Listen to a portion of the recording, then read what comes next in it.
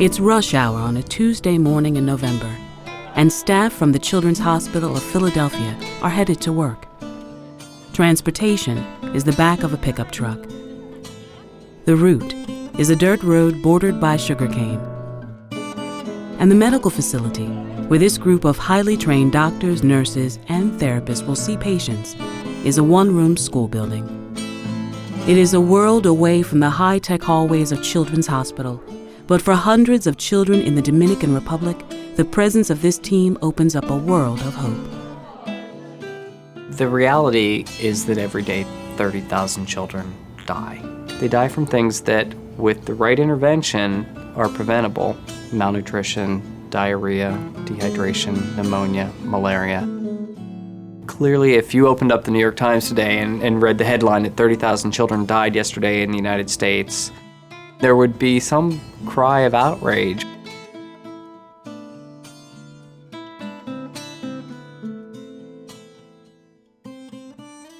Global health is what I like to call an emerging field of healthcare. That's really an effort to provide service and clinical care in the most underserved areas of the world. Our role is not to go in and become the provider for those children, but rather to help advance children's health by being a support, by being a catalyst, by providing expertise, training, education. The CHOP team can't be there to provide direct care all year round.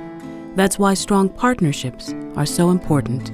The partnerships touch many aspects of life within the host country. The major partner in the Dominican Republic is called the Centro de Salud Divina Providencia, which is a small community clinic staffed by Dominican doctors and nurses. It's supported through the Grey Nuns of Canada, who've been in the Dominican Republic for 50 plus years. As people who are dedicated to the care of the people here, we can do just so much, but you bring another experience and another whole set of skills that we don't have. The focus has been how can we work with our Dominican partners so that they can develop programs and teach other medical professionals. And so one of the models that works very well is to utilize healthcare extenders. Each batey has a health promoter working in the batey, and they have been identified as people who have more knowledge or more leadership, and they help maintain the health recommendations that we make. We are working toward a better quality of life. We are working toward better nutrition for the kids. We are working to explain to the people, mothers, fathers, the community of the bateyes, that the better their education, the better quality of life they'll have. Part of the program is to train individuals who could help a local population develop better medical care, better nursing care, improve the lives of children. Children's Hospital is training a new generation of leaders in the rapidly growing field of global health. We've developed this very innovative Global Health Fellowship to find future leaders in global health. To kind of live within a community, be a part of that community, and then work with the existing health system to try to improve pediatric health care.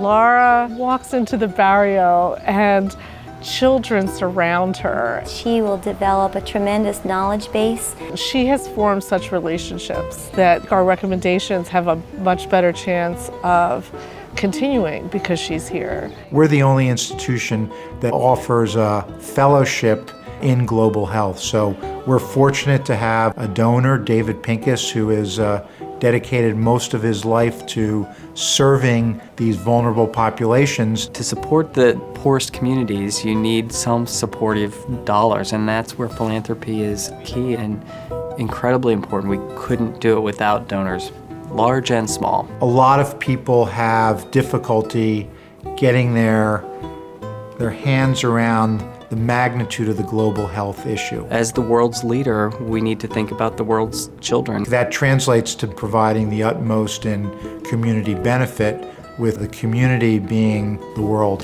Whether a child comes from halfway around the world to CHOP, or CHOP goes halfway around the world to a child, the commitment is the same. There has always been this concept that we have to serve all children. Instituting global health really becomes an extension of that mission. We can't stay in West Philadelphia. We have to bring that excellence because we have that excellence.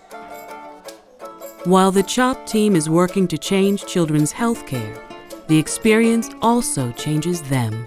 The passion on the part of the people who do this is clearly evident. It's rare that you get to move into a culture and to experience that culture. To improve the lives and relieve suffering of the children here, and to train people who will go out and do more of this work is the biggest reward for me. There's quite a sense of pride on the part of the institution to be able to really have global health as part of the work that we do. This is an opportunity for individuals that are highly motivated, that are great physicians, great nurses, to practice medicine in an entirely different way and to be exposed to medical problems that they would probably never see here. Not only is there a driving force of professionals and personnel who want to do it, but there's a huge need. When people from CHOP come and experience life in bateyes, they change.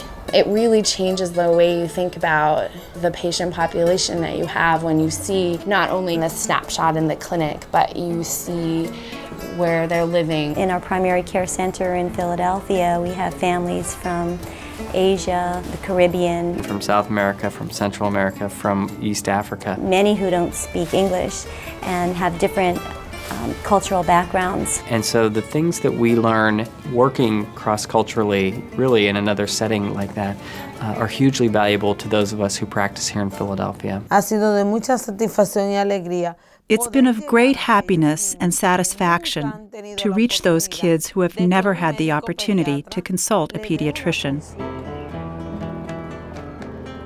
At the heart of it all, the children are lovely, engaging, entertaining, hearty, strong-willed, everything that I would use to describe the children in West Philadelphia. In spite of the fact that they don't have a lot, they have an interior happiness. And you see them playing with some discarded toy or sticks or a ball made out of something. But the poverty takes something from them, and I think CHOP is giving them some hope that their lives are getting better. We've already seen from the work from our staff, from our fellows, from our trainees, that we can really not only make a difference, but we can learn and we can share that knowledge. It's not just this little program in this little town in this region of the world. That's where it begins. But the hope is that if we do it right and we listen, we can make a difference far beyond this island and this community.